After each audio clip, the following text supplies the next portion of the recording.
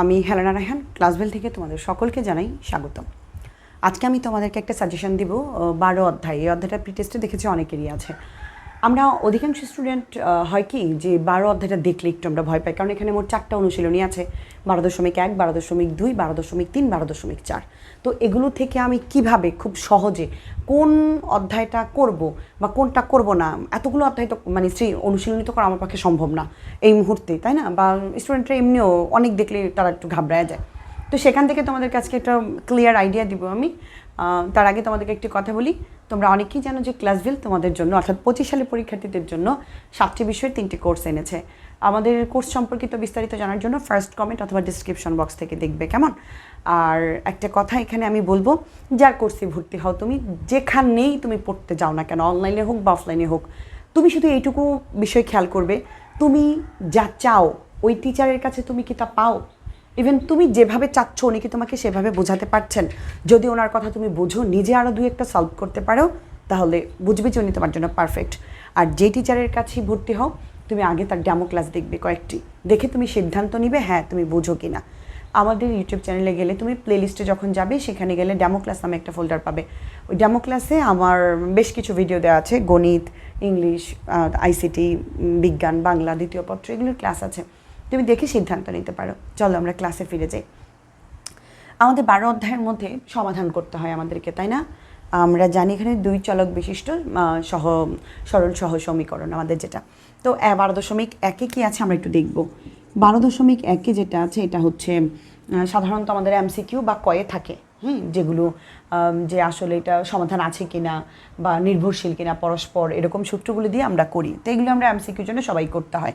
এটা আসলে আমাদের মেইন অঙ্কর জন্য না, মানে খ গয়ের সৃজনশীলের জন্য না, এটা এমসিকিউ প্লাস ক দুইটার জন্য। এবার আসি 12.2-এর কথা যদি আমি বলি তোমাদেরকে। 12.2 আমাদেরকে 3 পদ্ধতিতে সমাধান করতে হয়: প্রতিস্থাপন, অপনয়ন আর গুণন। অপনয়নটা এদের মধ্যে সবচেয়ে ইজি, সবচেয়ে সহজ, সবচেয়ে মজার, যেটা কিনা আমরা নবম অধ্যায় করেছি। X plus y, x minus ওয়াইয়ের মান নবম অধ্যায়ে বের করেছি। X plus y, x minus ওয়াইকে অপনয়ন পদ্ধতিতে যোগ করেছি একবার, বিয়োগ করেছি একবার, করে তারপরে আমরা এক্স ওয়াইয়ের মান বের করেছি। এখানেও ঠিক সেম পদ্ধতি। আমার ইউটিউব চ্যানেলে তুমি যখন একটু ঘুরলেই তুমি দেখবা যে 12 অধ্যায়ের খুব শর্টকাটে কীভাবে ক্যালকুলেটরের সাহায্যে এক্স ওয়াইয়ের মান বের করার যে ভিডিও আছে, অপনয়ন পদ্ধতি আর গুণন পদ্ধতিতে কীভাবে তুমি সমাধান করবে, এই ভিডিও তুমি পেয়ে যাবে, ঠিক আছে? তো এই অপনয়নটা হচ্ছে সবচেয়ে মাস্ট, মানে সহজ, তারপরে আর গুণন, তারপরে হচ্ছে প্রতিস্থাপন। এখন একটা প্রশ্ন হচ্ছে, তোমার কাছে এরকম 2টা সমীকরণ দেওয়া থাকবে। এই 2টি সমীকরণ, মানে এই অধ্যায়টাই তো 2 চলক বিশিষ্ট সরল সহ সমীকরণ যেটা। তো এরকম 2টা সমীকরণ দেওয়া থাকলে তোমাকে ওরা স্পেসিফিক বলে দিবে, প্রতিস্থাপন পদ্ধতিতে সমাধান করো, অথবা অপনয়ন পদ্ধতিতে সমাধান করো, অথবা আর গুণন। যদি বলে দেয় তাহলে যেটা বলবে সেটাই করতে হবে, আর যদি না বলে, তাহলে যদি বলে শুধু সমাধান করো, তখন তোমার যেটা ভালো লাগে, তুমি যদি অপনয়ন পারো অপনয়ন করবা, আর গুণন পারলে আর গুণন পারবা, প্রতিস্থাপন পারলে প্রতিস্থাপন করবা। তবে অপনয়নটা করাই বেস্ট আমি মনে করি, ঠিক আছে? চেষ্টা করবে এটাই করার, যদি না বলে দেয়। তাহলে 12.2-এর বিষয়টা হচ্ছে সমীকরণ এরকম 2টা থাকবে, তোমাকে কোনো না কোনো ওয়েতে এই 3টার যে কোনো একটি পদ্ধতিতে সমাধান করতে হবে, ঠিক আছে? গেল। তাহলে এটা আমরা এবার 12.3 এর কথা যদি আমি বলি, 12.3 হচ্ছে এরকম সমীকরণগুলোরই তোমাকে বলবে এগুলোর লেখচিত্র অঙ্কন করো, লেখচিত্রের সাহায্যে ত্রিভুজ গঠন করো, লেখচিত্রের সাহায্যে একটা আয়ত গঠন করো। মোট কথা লেখচিত্র তুমি ব্যবহার করবা ছক কাগজে। তো এটা হচ্ছে ছক কাগজের ব্যাপার যেটা, হ্যাঁ। আর 12.4 হচ্ছে এই সবগুলোর মিক্স। এগুলো কেমন মিক্স, মানে এগুলো হচ্ছে একদম ফিনিশিং দেওয়া। তোমাকে এখানে 12.4 হচ্ছে অনেক সময় তোমাকে এরকম সমীকরণ দিয়ে দেয়, আবার অধিকাংশ ক্ষেত্রে সমীকরণ দেয় না। সমীকরণ না দিয়ে তোমাকে কিছু শর্ত দিয়ে দেয়, শর্ত অনুযায়ী নিজে তোমাকে সমীকরণ বানাই নিতে হবে।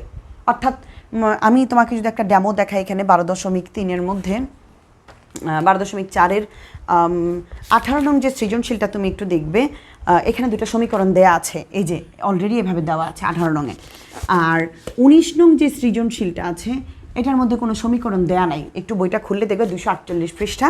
এখানে বলা আছে কোনো ভগ্নাংশের লবের সাথে 7 যোগ করলে ভগ্নাংশটির মান পূর্ণ সংখ্যা 2 হয়, আবার হর হতে 2 বিয়োগ করলে ভগ্নাংশটির মান পূর্ণ সংখ্যা 1 হয়। তাহলে ভগ্নাংশের সাথে ভগ্নাংশটা তাকে বের করতে হবে। আমরা জানি একটা ভগ্নাংশের লব হর থাকে, উপরের অংশটাকে লব বলে, নিচের অংশটাকে হর বলে।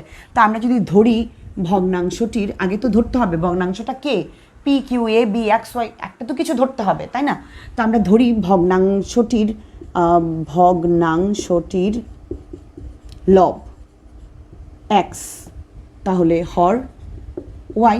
তাহলে ভগ্নাংশটি কি হবে? আমরা যদি একটু খেয়াল করি, মূলত ভগ্নাংশটি হবে লব উপরে থাকে, হর নিচে থাকে, এই হচ্ছে ভগ্নাংশ। এখন এটার সাথে এই যে শর্তগুলো অ্যাড করব আমরা। তাহলে দুইটা শর্ত আছে। প্রথম শর্ত, এভাবে করে তোমাকে শর্ত নিজে বানাই নিতে হবে, অর্থাৎ এইটুকুই হচ্ছে বাড়তি, আর কিছুই কিন্তু না। প্রথম শর্ত হচ্ছে লবের সাথে 7 যোগ করলে, তো চলো ভগ্নাংশটি হচ্ছে এক্স ওয়াই, লব হচ্ছে এইটা, এটার সাথে যদি আমরা 7 যোগ করি তাহলে এর মান হবে 2, অর্থাৎ এই হচ্ছে প্রথম শর্ত। এবার এটাকে আড়াআড়ি গুণ করে আমি এটাকে এইরকম বানাই নিতে হবে, এই স্টাইল করতে হবে, এটা পরে করব। এবার দ্বিতীয় শর্ত কি বলেছে? এই এক্স ওয়াই এটার সাথেই এবার বলেছে হর হতে 2 বিয়োগ করে দাও। এবার এটা হতে আমরা 2 বিয়োগ করে দিলাম, তখন এটার মান হয় পূর্ণ সংখ্যা 1, অর্থাৎ এই হচ্ছে দুইটা সমীকরণ। এখন এদেরকে আড়াআড়ি গুণ করে এরকম প্লেন সমীকরণ করতে হবে, সরল, এরকম সরল করতে হবে। ঠিক আছে, আমি কি বুঝাইতে পারছি? অর্থাৎ আমাদের যদি এরকম দেওয়া থাকে তাহলে আর এই কাজগুলো মান ধরে নিজেকে সমীকরণ বের করতে হবে না। আর যদি না দিয়ে দেয়, এরকম কোনো প্রশ্ন ডিরেক্ট ঢালাওভাবে এরকম কোনো একটা প্রশ্ন তুলে দেয়, সেই প্রশ্নটা পড়ে নিজেকে বুঝে লবহর দিয়ে উপরে নিচে নিজে করে এরকম করে সমীকরণ বের করে নিতে হবে। তো এর জন্য আমি 12.4 থেকে 4টা অঙ্ক দিয়েছি, 10, 12, 18 নং সৃজনশীল, 19 নং সৃজনশীল, এনাফ। যদি তুমি এই পদ্ধতিগুলি পারো আর এই 4টা প্র্যাকটিস করো, তুমি ইনশাল্লাহ ভালো করবে। তবে যেভাবেই আসুক, তুমি এক্স ওয়াই দিয়ে করেছো, যদি তোমার পিকিউ দিয়ে আসে আর তুমি যদি মনে করো যে তুমি পারছো না, যে আমি এবার আর গুণন পারি না, অপনয়ন পারি না, তাহলে কিন্তু শেখাটা সার্থক হয়নি। আমি বারবার বলবো, আমার ইউটিউব চ্যানেলে গেলে তুমি অপনয়ন পদ্ধতিতে আর গণন পদ্ধতিতে যে কোনোভাবে যে কোনো অঙ্ক তুমি কিভাবে করবা, আমি ওই সিস্টেমটা শিখাইছি। ইভেন কিভাবে ক্যালকুলেটরের সাহায্যে এমসিকিউ আসলে খুব দ্রুত এক্স ও ওয়াইয়ের মান বের করবা, ওটাও আমি শিখিয়েছি। একটু ঘুরলি পেয়ে যাবা, কেমন? তা আমি মোটামুটি সাজেশন দিয়েছি, এই 4টি অঙ্ক যদি তুমি করো এনাফ, আর কিচ্ছু তো আর করতে হবে না। আর যদি এরকম থাকে শর্ত নিজে করে, যদি আমি এখানে কিন্তু একটু কাজ করি নাই, তোমাদের করতে হবে আড়াআড়ি গুণ করে এটাকে জাস্ট এরকম আর কি। আড়াআড়ি গুণটা ধরো x+7 এইখানে, আর এখানে হচ্ছে 2y।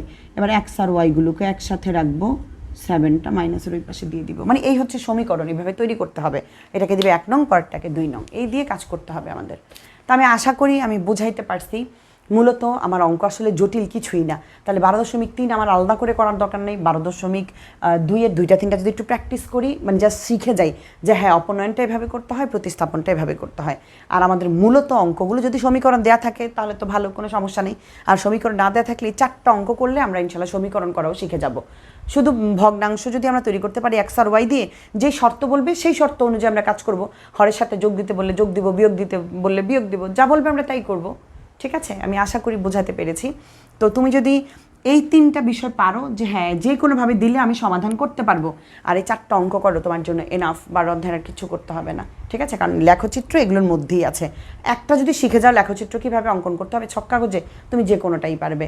বিশেষ করে এটা 2 অধ্যায়ের সাথে মিল আছে, 2য় অধ্যায় আমরা ছক কাগজে মিলাই না, ওরকম সেম। তো তোমাদের জন্য অনেক অনেক শুভকামনা, ভালো থাকো সবাই।